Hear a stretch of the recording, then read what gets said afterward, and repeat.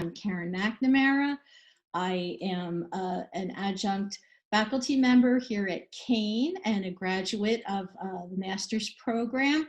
And I'm very happy to be here today and share with you my experiences of my day job. I work at Merck & Company, which is headquartered in New Jersey in Kenilworth at this moment, but in another year or so, it will be moving back to its original site of Rahway, New Jersey, so still in New Jersey.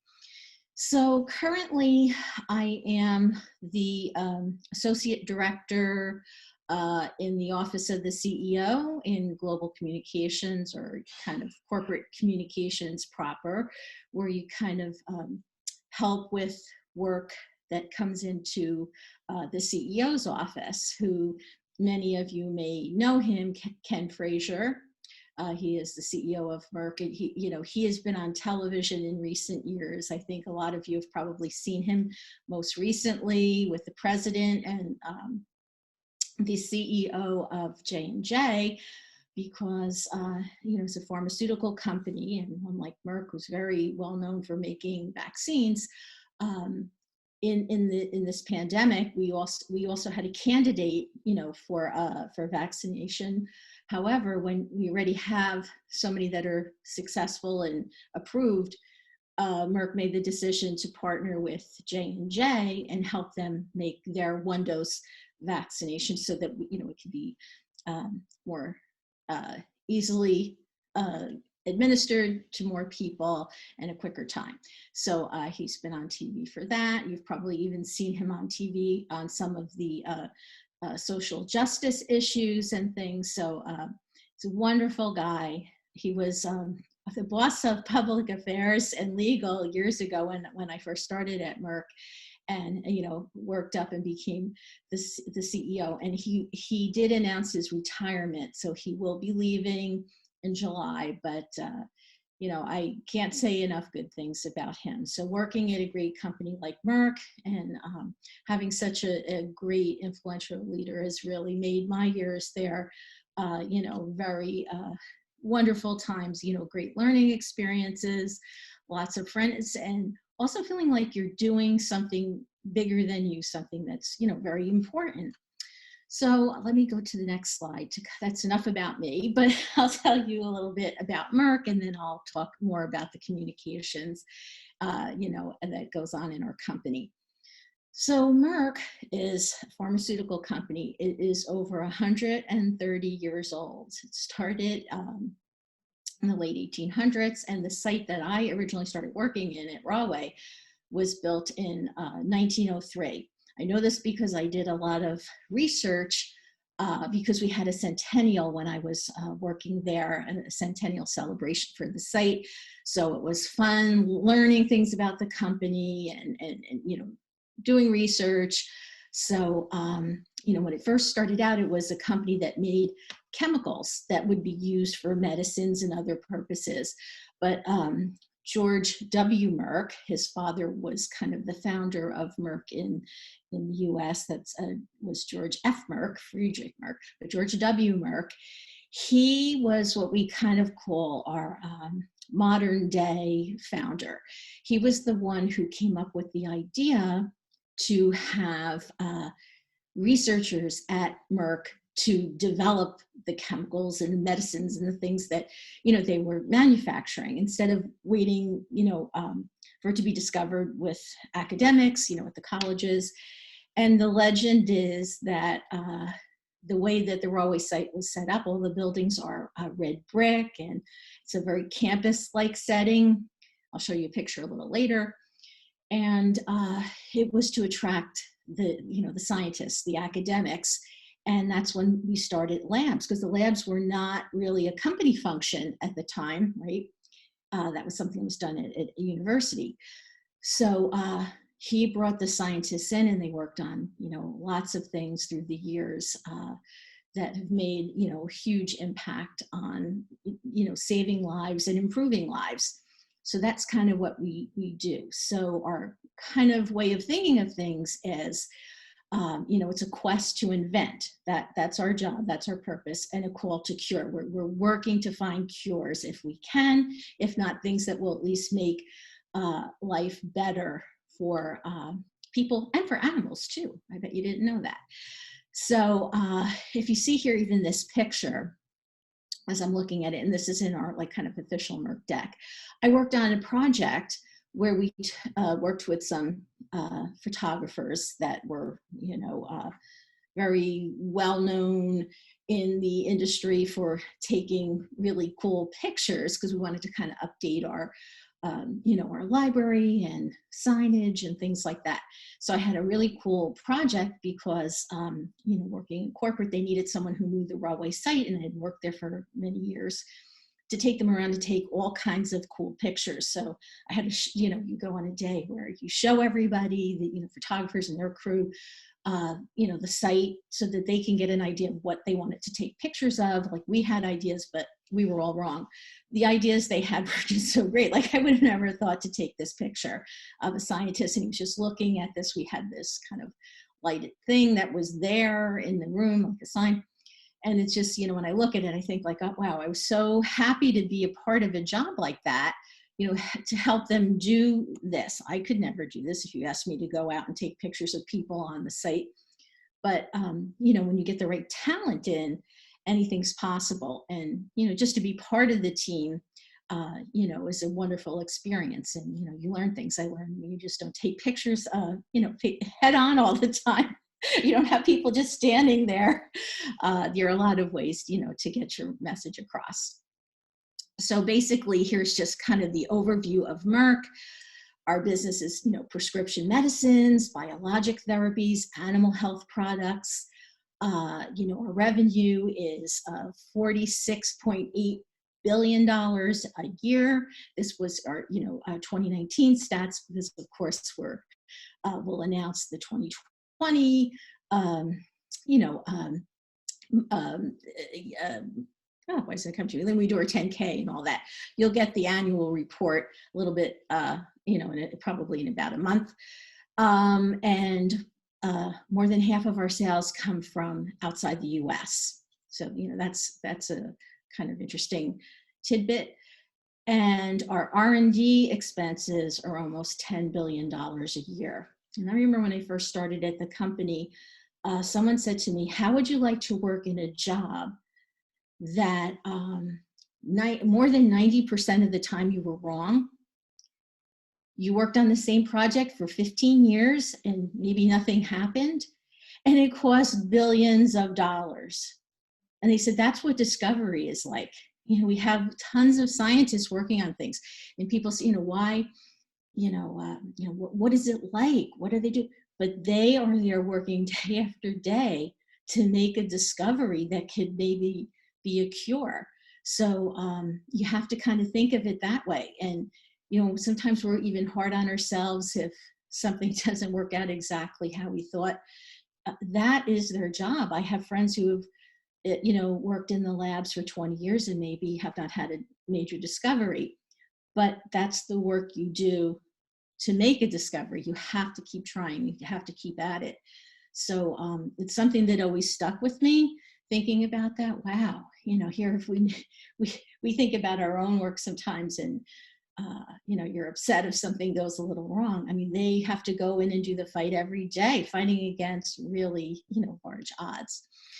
So again, the headquarters is in Kenilworth, and you know, of course, we're on the stock exchange. At the time that the statistics were taken for this, you know, this DAC, or at the end of 2019, of course, we'll have stats in a month or so for starting with 2020. We had 71,000 employees. So it's a big company. Alrighty, so now let me tell you a little bit about our employees. And this is another picture from that shoot. I know a couple of these folks. In fact, this woman sitting here on this little couch, Andrea on the right, Andrea, she sat next to me for a long, long time. Now she's in a different area of the company, and so am I. So, you know, just kind of an interesting stat about employees who, you know, are kind of the, you know, the core to who we are. There are 36% of the executive roles are held by women. 46% of our executive board positions are held by women. 25% of underrepresented ethnic groups are on our board. And just as a little interesting note, 136,000 plus employee hours were volunteered. So we take, you know, our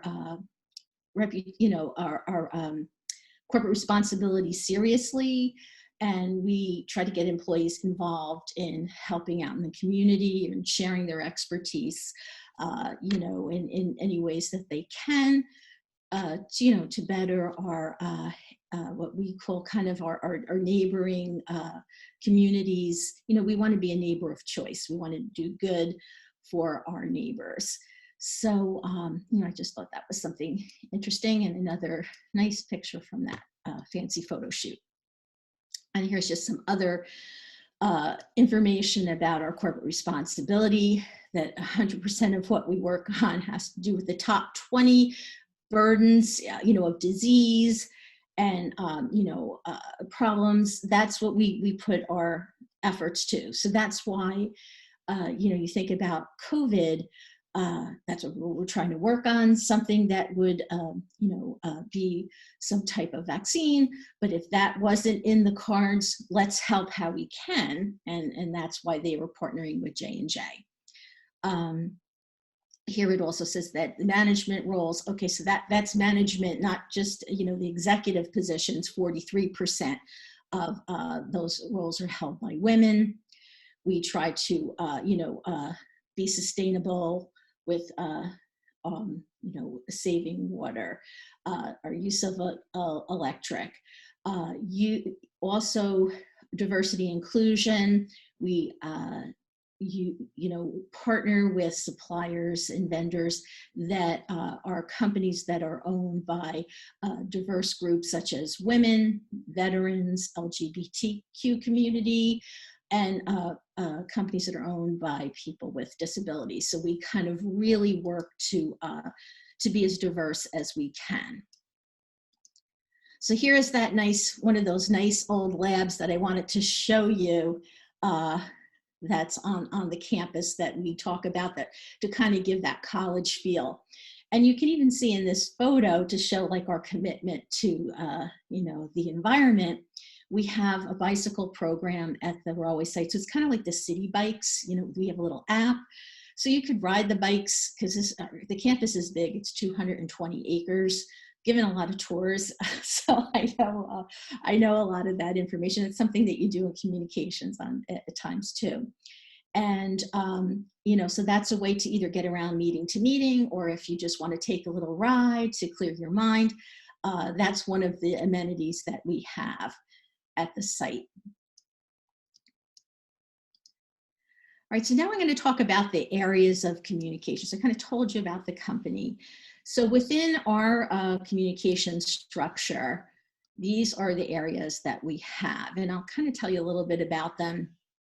So I would say that this is one of my favorite areas, employee engagement. That's a lot of fun because you do really cool things for the employees.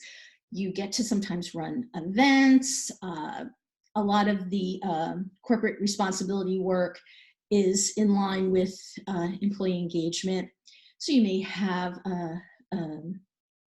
certain events that might be related to, you know, say something like a World AIDS Day. They could be like educational. They could be fun, like Bring Your Child to Work Day. It could be a special milestone event for the company. You get to do a lot of cool things like that. And then just regular things. Trying to have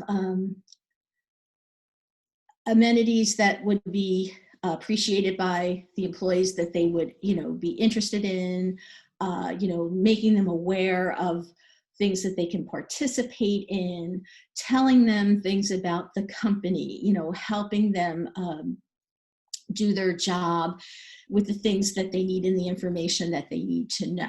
So that's kind of a fun area. Everybody likes to work there. And media relations is kind of our connection to the external world. That's where you write press releases. That's where you work with the investor relations department.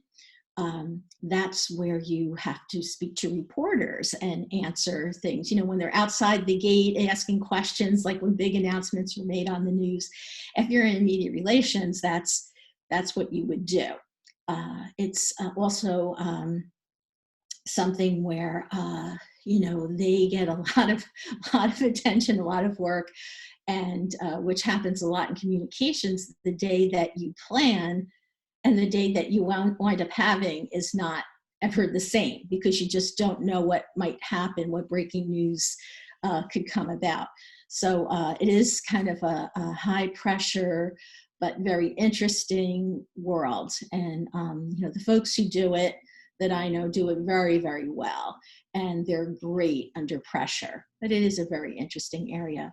And then where I am right now, the CEO and leaders kind of area is where you may work to prepare speeches or slides or answer letters or help them with blogs or prepare town halls. For me, I work a lot on the CEO's kind of equivalent of a town hall meeting. We call it an employee business briefing. And we do them quarterly after sales and earnings are announced. And they're a big deal. You know, you have a possible audience of 71,000 people. You want to do a good job. And also another important part of that is analytics. Like, so after the event is complete, we want to know, especially now that everything is virtual, we can't count people in an audience any longer. You want to know how many people attended, how many people watched the replay. And we also do surveys so that, you know, we ask some questions on the surveys to kind of get some feedback. We also do focus groups worldwide. I started with the focus groups a while ago, but then we realized we were kind of very US centric. We wanted to try to get some feedback from around the world. So we started scheduling them at times that our colleagues from, you know, outside the US could attend. And, you know, this way we have small groups talk one-on-one, see what worked, what didn't work, who was credible, who wasn't, you know, because we'll have guest speakers and things like that. And we also do some sentiment analysis, which is really cool. We have a tool that one of our IT folks working with us created that when people are watching the event, they can press a button that will say how they feel. So, or do they feel proud, like after they hear somebody say something? Are they confused? Are they concerned? Are they motivated? And then we gather all that data and we chart it out, and then we do a readout to kind of show and we go back with the transcript to see who was saying what at what times, where it was, you know, high proud or high engagement or high amount of concern. And, you know, it's really good. So these are some of the things that you probably never think about in communications, you know, the things that you do and the things you learn.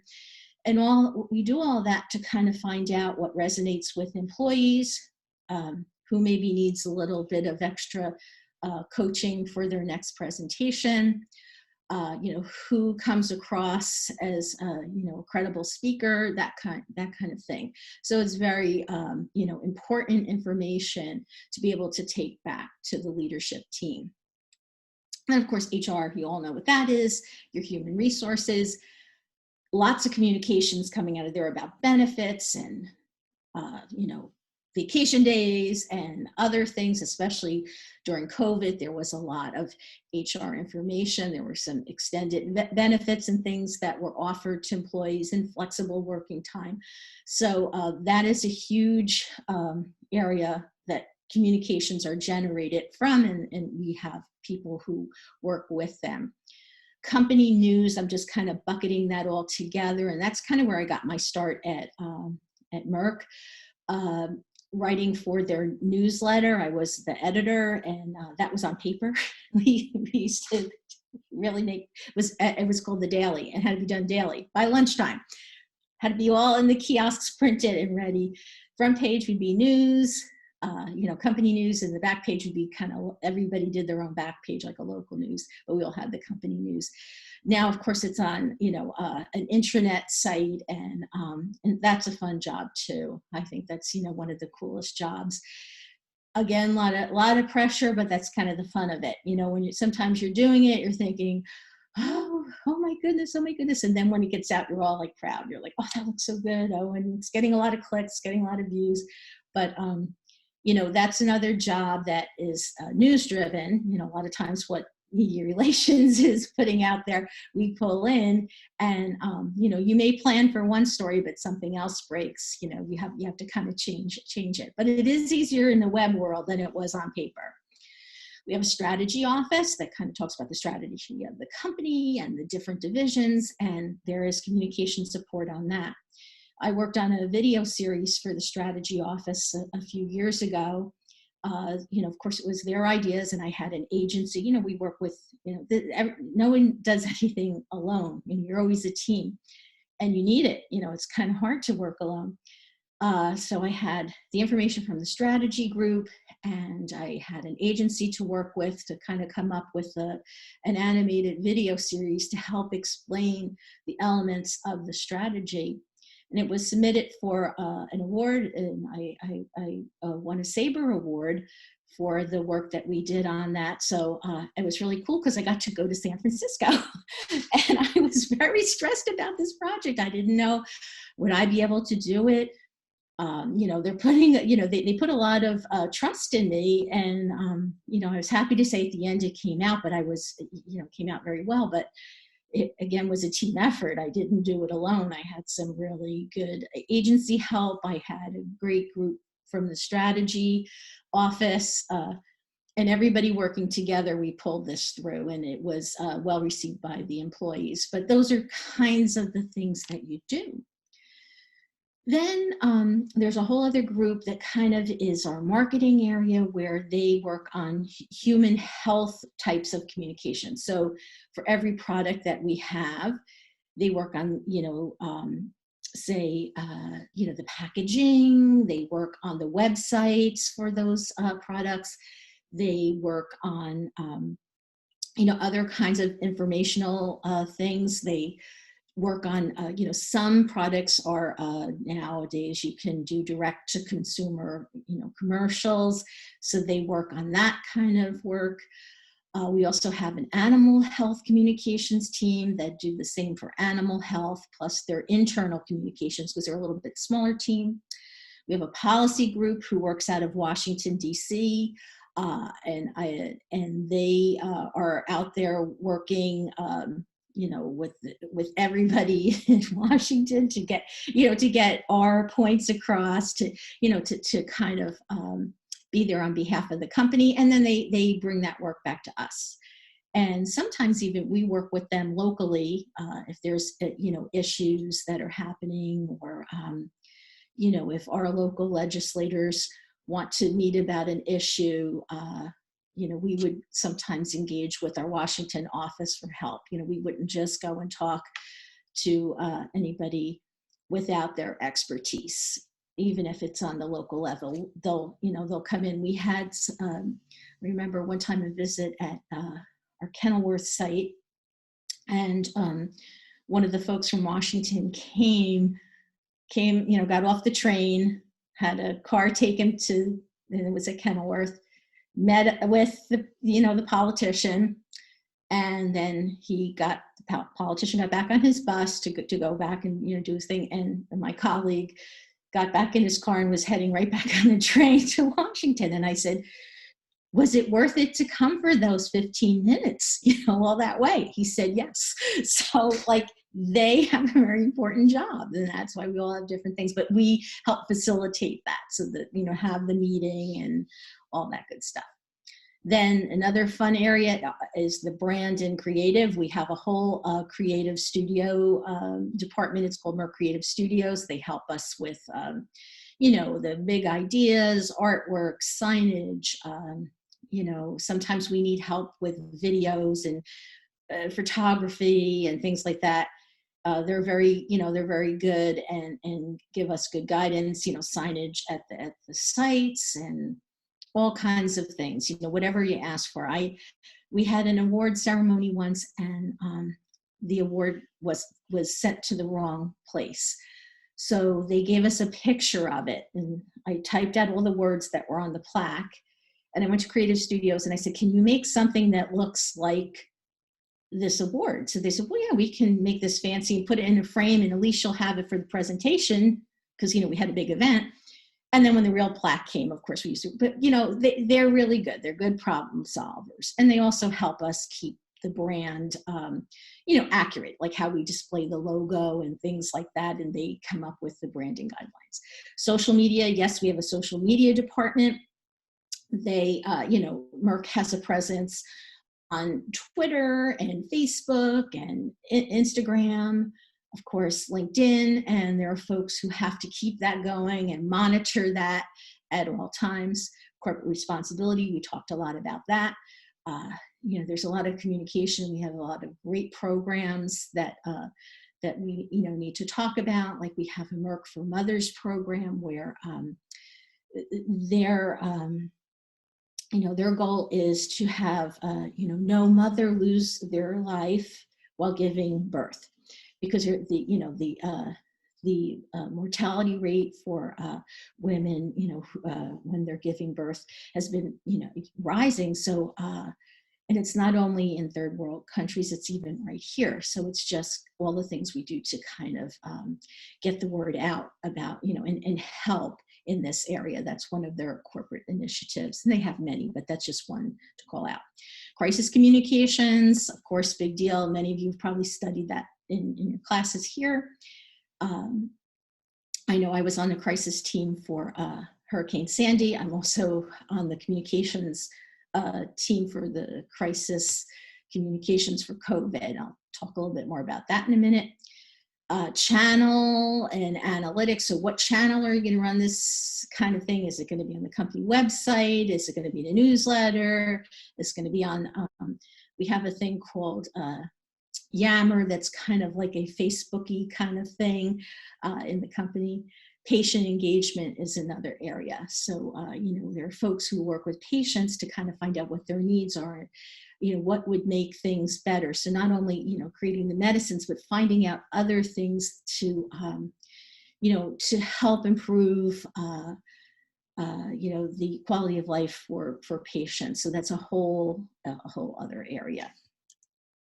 So here I just wanted to kind of show you the areas that are in blue are areas that I have worked in through my career at Merck. So employee engagement, company news. Now I'm with the CEO group, crisis communications, channel and analytics. And then here I just kind of went and looked at the chart of all the areas. These are groups that I have either had to write something for or partner with them in some time. So I guess I wanted to get the point out to all of you that even if you work in one area of communications, you will probably touch on other areas. And if you work long enough in one place like me, you'll just about have worked with every area. So I wanted to kind of show you last couple things, some of the actual work that, that I'm working on. So when we started, when everything happened with COVID, there were announcements that employees needed to know, like, cancellation of travel and whatever was happening. This is just about a year ago, right? It was a year. I remember, I think the first post I made was January 24th. That was some kind of a travel guidance. And so I had a page. I said, oh, no problem. We'll start a COVID information page and we'll put whatever, the latest guidance is. Well, what happened when a year goes by, right? There's hundreds of pieces of information for people from all different areas. So I made a COVID information center, and one of my main jobs during the COVID time was to keep this information center working with the latest information, put it in a way that where people could find it. And as things changed, we would see what people were searching for, plus what came out, the news, and it would kind of change. So what kind of these top boxes were before were a little different in the beginning. Things that people were worried about was, should I come to work or not come to work, that kind of thing, they were worried about. In the beginning, it was a lot more concerned about testing. Now it's concerned about vaccination. So I kind of structured it in a way that would be easy, less is more, a lot of white space kind of fashion, and put the most, searched for items up front. So they were like vaccination, right now masks, like do I wear a mask, do I double mask, do I not have to wear a mask, do I have to wear the company issued mask? All those questions are addressed if you click into those things. Then we've had specific town halls just about COVID, and a lot of people want to go back and look at those, so we made a bucket for that. There are some global updates that have to do with the company globally, but there are a lot of specific ones for US that don't really, the rules aren't the same in other countries. So we have a lot of information just for US employees. So we have to kind of keep it separate so they don't get confused. And then general FAQs.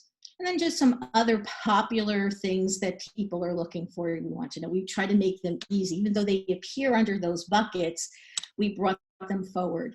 Also, trusted external sites, I figured put them on there. So if you're looking, you want to see what the CDC has to say, or any of the other big agencies, we put that information out there.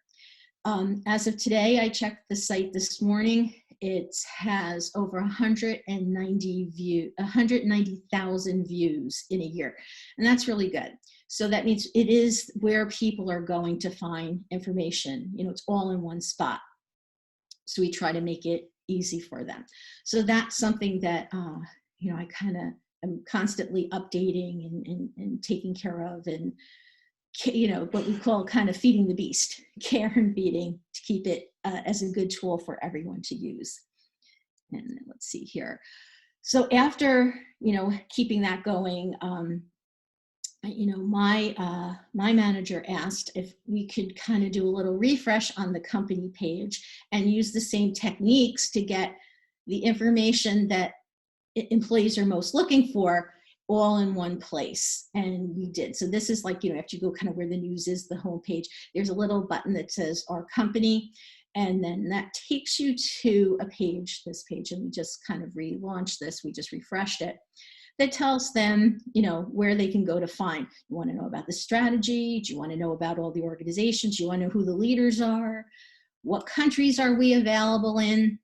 What are all the US locations and what their addresses and their own site websites, company policies, what about our pipeline, what's in the works, what are our products, what are we doing in corporate responsibility. Also, because again, our company has such a rich history, we have an archive site where we can find old pictures and all kinds of old books and old, brochures, and those dailies that I told you that I worked on, the daily, we have all of those in the archives from the olden times.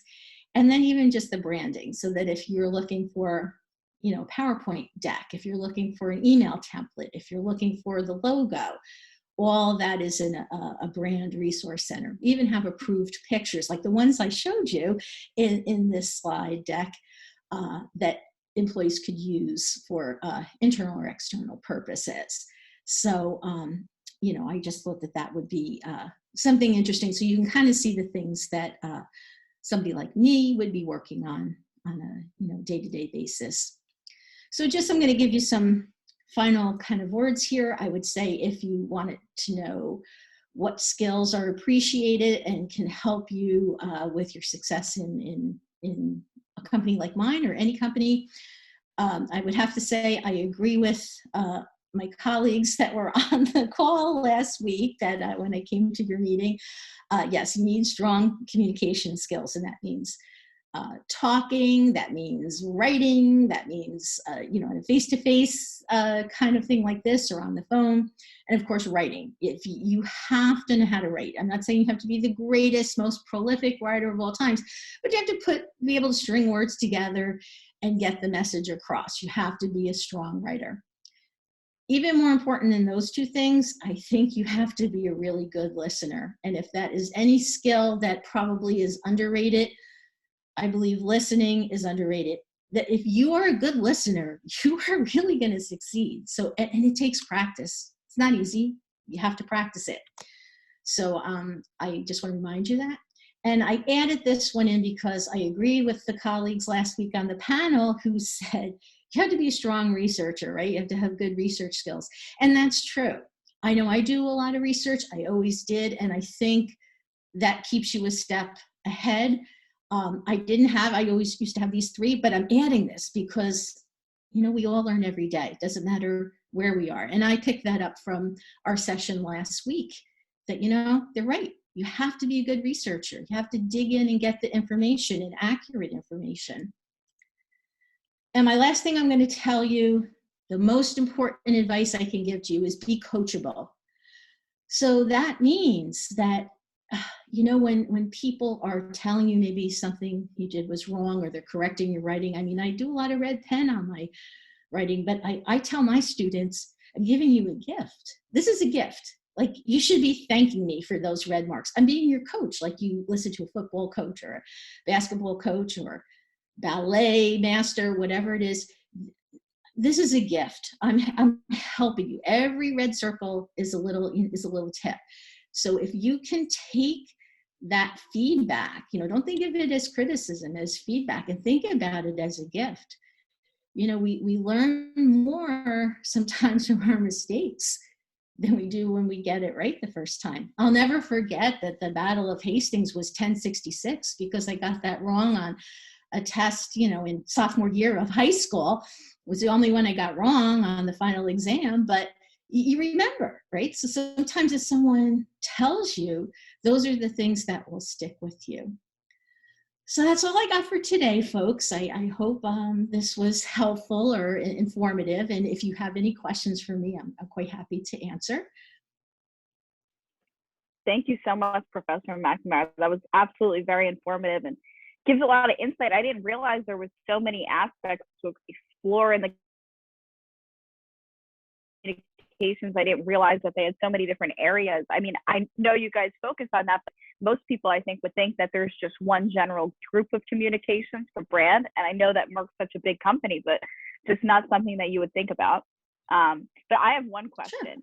How does Merck offer, you know, internship programs for these areas of communication if students wanted to explore it, or like kind of like a stepping stone into the communications field? Like, how did you get started in communications? Did you start up in Merck doing like an internship program, or did you start somewhere else and come into Merck a different type of way? So I started somewhere else, but I will tell you about the internships. There are internships for Merck. The communication jobs are usually very few. There are sometimes ones, but you have to be, I guess, what you would call a rising senior in college. Like if you're finishing your junior year and moving on to your graduation year, you know, you can apply for the internships. They usually start about in January. And I would just say that there's a section on the Merck site, merck.com. So you can look at it even later, and it'll say about internships. So you can even look it up and look in there. And they are paid internships. So that's kind of cool. So they're very competitive, but definitely something to look into. And me, no, I did not come in through an internship. I worked before.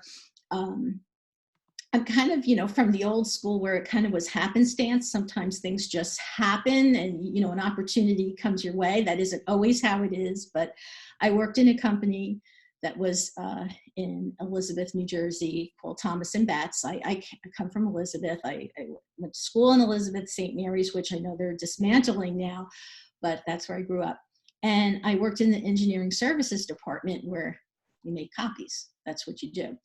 But because I had an interest and asked a lot of questions, you know, I kind of worked my way up.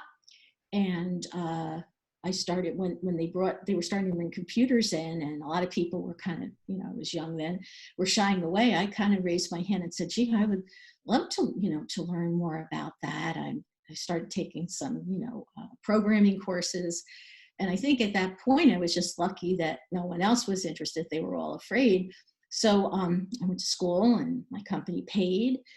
And, I worked on, computer programming for like drafting types of software. Like I was helping them make the engineering documents and that kind of thing. And if you ever saw that movie, Hidden Figures, and you see the one woman goes, she had the same Fortran book. I had that one that she had from the library. That's how all these things are. But where the one woman, when they were moving to the computers and everybody was upset, and she went into the computer room and was reading the books. Well, one of my jobs when I first started was to help, because I was making copies and making prints, was help them print the documents. And it used to be a pen, I would draw everything. So what I would do is take the books out of the big cabinets, just like that room was there. And I started reading them. And because I had a little bit of programming behind me, I would kind of read how to do things. And one day somebody said, gee, wouldn't it be great if we could automate this, and have, the machines just print them. And I said, oh, if I had a computer, I could write a program to do this. So then the boss pushed, his chair out of the way and put mine by his computer. And then that was it. I never moved from that desk. So I did computer programming and that type of thing. And I wound up then being, the lead for the department and all that. And then they closed in New Jersey, that company, and they moved down south. So I took a stint at Merck working on their newsletter because it was layout and that was like computerized.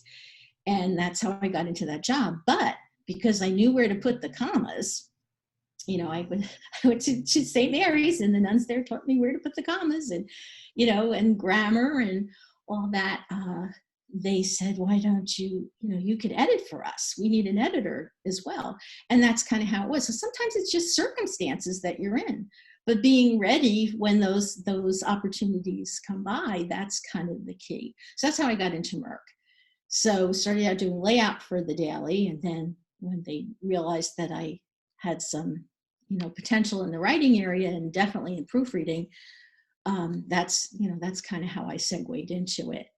And then I continued my education, as Professor Sullivan knows, at Kean, because I was at another point in my life where I thought that, my job might be in jeopardy because they were doing a lot of changes.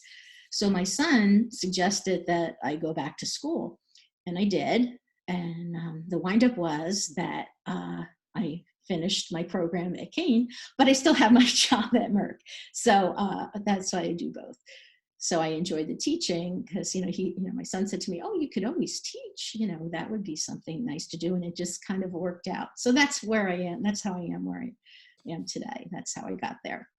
So, a lot of times it's taking advantage of the opportunity that's in front of you or raising your hand to try something. Karen, I have to jump in here too. I'm talking to Karen, Professor McNamara. I should call you. I apologize. Professor McNamara, I think one of those skills that you're not mentioning is maybe a sense of modesty, because I think that's what you're certainly exhibiting a little bit here for some of those folks on the call here. I think that you've had quite the career, and I think that a couple of questions I wanted to ask you, and I know for as long as I've known you, I've already asked you probably 1 billion and one questions, but let's do one more, right? Look, I mean, it's like if we look into sports, right? For some people who are on the call, maybe who appreciate sports, or entertainers who have been at the top of their field for so long, it's unorthodox for graduates today to potentially remain in a certain career field or a career path for the entirety of the career, let alone with one employer for so long, such as you have. And I'd like to believe that's not the way of maybe years past, as you put it earlier, but maybe something that still could happen.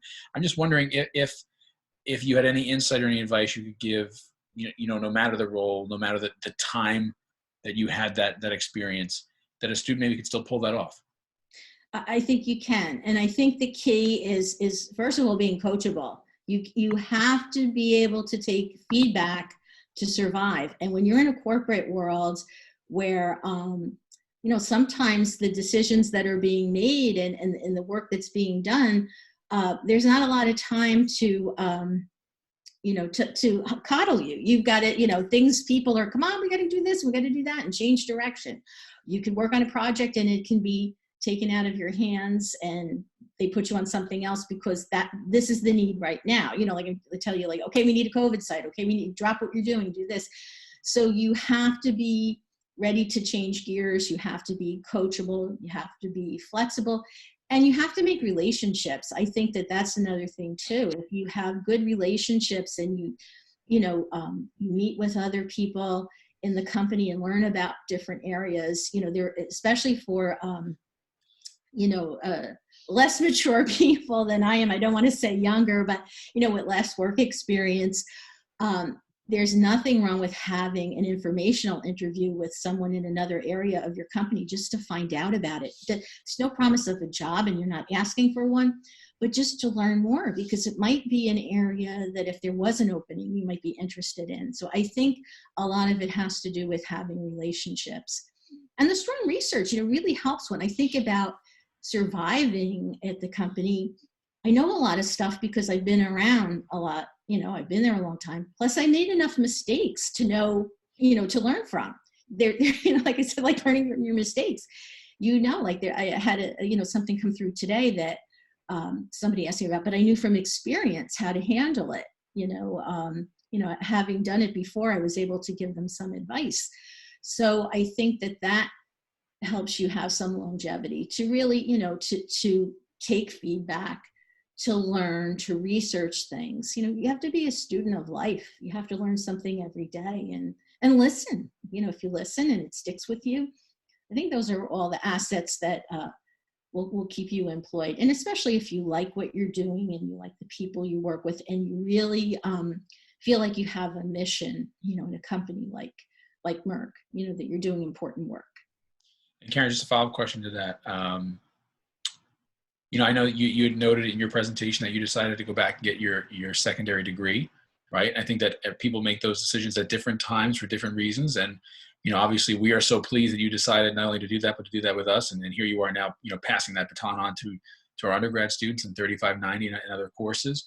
I'm just wondering if you could speak to not so much when these students may know it's the right time for them, but when you knew it was the right time for you, and that maybe that concept of the next degree doesn't always have to happen right after undergrad. Right. It doesn't have to come. Right. It doesn't have to come the day after you graduate. And I tell that to a lot of my students in the class because, there are a lot of mature learners who come at night, because I teach at night, that it's never too late. I was almost 60 when I got my master's, almost, not quite. And I've been now, teaching for, it will be 5 years, I think. Yeah. And Jerry, you were one of the folks that administered the test and the oral defense for my program. That is right. So I think that it was in 2016. Yeah. That's right. And yeah. So you can do it. There's nothing to stop you. And and you guys are probably thinking the same thing. There are days that you say, why am I doing this to myself? Oh my goodness.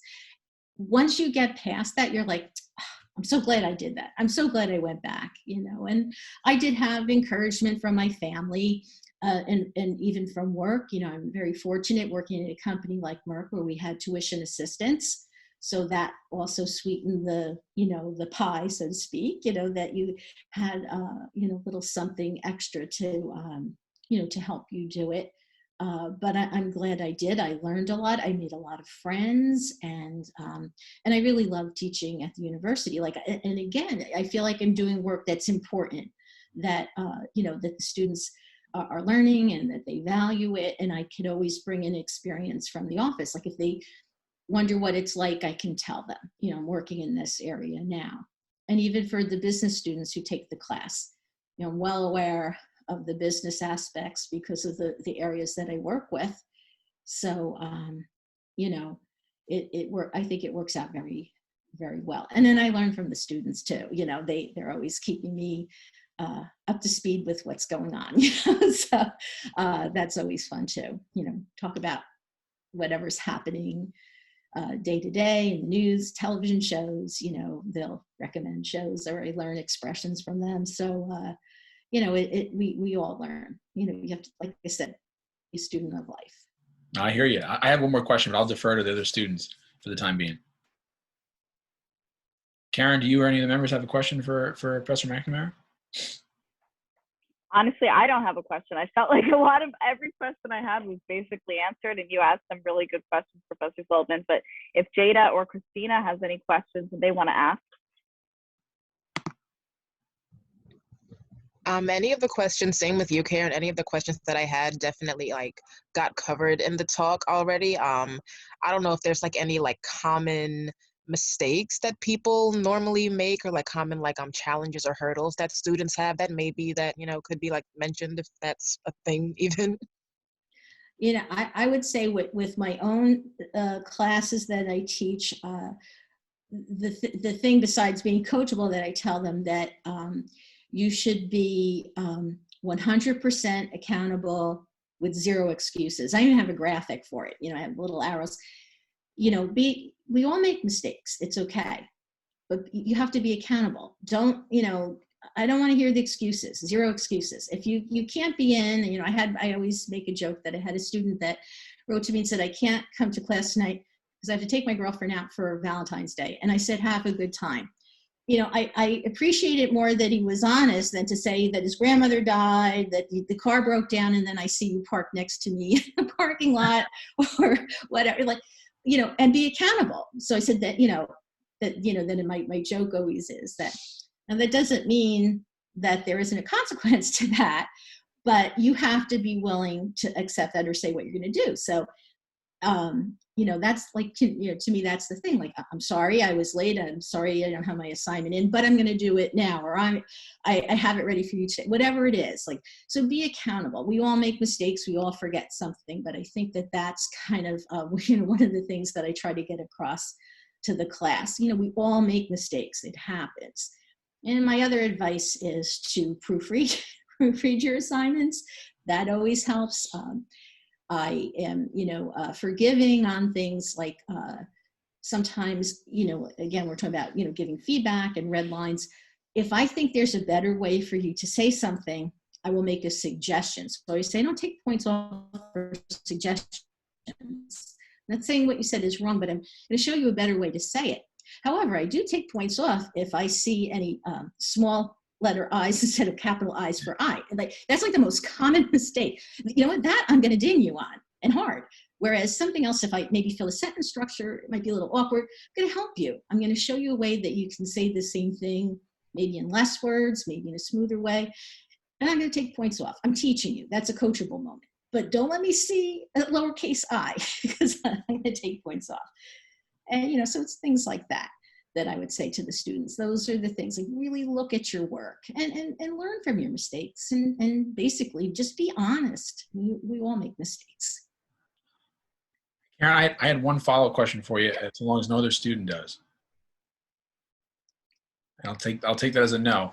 So, I think that, it's always pleased us at the university is your ability not so much to speak to the outboundness, if I could use it as a word, of communication, but so much the internal value of communication. Your presentation, I think, today showed how diverse that can be. And I think that, whether we're talking about employee relations in a PR class or a conversation like this, I just think so many people always think outwardly when they think about communication, that your presentation really gives us a chance to focus on the other piece. And I was just wondering, in your experience, if you felt that sometimes there's even more opportunity internally than externally, because so many people think communication as an outward process. Have you seen that in your career, that that I don't want to say employee relations and internal communications is forgotten. I don't want to say that, but more maybe the opportunity that's kind of overlooked, to put it that way? I think so. I think a lot of times people think of communications as, almost like broadcast journalism, something that's outward public affairs, public relations, that type of thing. There is, I would say a lot of opportunity on the inward facing types of communication. And I think now too, things like crisis communications or, and again, that's in the broad sense when you're talking about incidents, but even the reputation management types of communications you see with, celebrities and sports figures and other folks who are in the news. I mean, that is a whole industry within itself.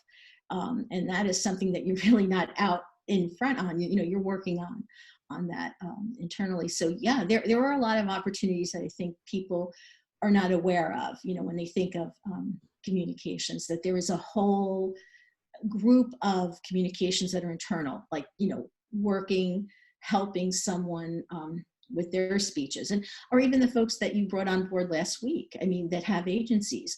A lot of the work they do is internal facing as well as external. They're helping a lot of people with their internal work as well. I appreciate your answer and appreciate you being here today as well. Well, thank you. Thank you for inviting me. I hope it was helpful. And, it was a pleasure for me to have a chance to share with you the kinds of things that go on inside a corporate setting. I'll defer back to Karen, our president, for any. Thank you so much again for joining us and giving us your story and insight on Merck, because I think a lot of people are very interested in Merck and they don't know the opportunities that it offers, and they don't even know, a lot of people don't even know about healthcare communications and what it has to offer. So, and this was super insightful, and it even gave advice on all different areas of work experience and different areas that you could explore in communications. But I think this was a really informative, insightful, and well done presentation. I can tell that you're meant for this industry. You didn't have any mistakes at all, and you did amazing. I'm sure you do great at prepping everybody for the presentations, and that's such an interesting position that I'm sure a lot of people don't know about and would be interested in exploring too. I think being behind the scenes on the presentations, you don't think about it, but it's definitely a needed job, because the people that are on the front end that are presenting them aren't always the best presenters. And it's so great to know that there's people that are out there, kind of encouraging and motivating and getting them better at it, but you're really behind the scenes doing all the work and not always known about. So that's really interesting. And I really appreciate you taking the time and coming in and speaking with us, and you're introducing students to the course that the courses that you offer, that hopefully will be offered at Kean next semester. Hopefully that you'll be able to join them for healthcare communications. But I never got to take a course with you. I wish I did, because you seem like a very coachable professor. Yeah, I hope so. I guess it's a little bit the mom in me. I want them all to do well. I'm not the gotcha kind of professor. I really am, the coach. I want you to do well. Like I say, I'm giving you a gift. Think of it that way. And the other thing I just want to say about healthcare is what makes it fascinating too. It's highly regulated. It's not like selling sneakers or purses. You have to know your stuff, and there are things that you can say and that you can't say. It's so that is a whole interesting part of healthcare communications, because we are so highly regulated. And I guess in closing too, I always say that's the last thing, and I call it 9 more things. Take Karen's 3590 course, Professor McNamara's 3590 course. I think that it would be beneficial for anybody who's not graduating. I know many people on the call today are, but for those who watch this afterwards, take the course. It's a night class. It's a fun class, and Professor McNamara does a great job. So I'm gonna mute myself so I can't say anything more. All right. Well, thank you, everybody. Good night, and have a great week.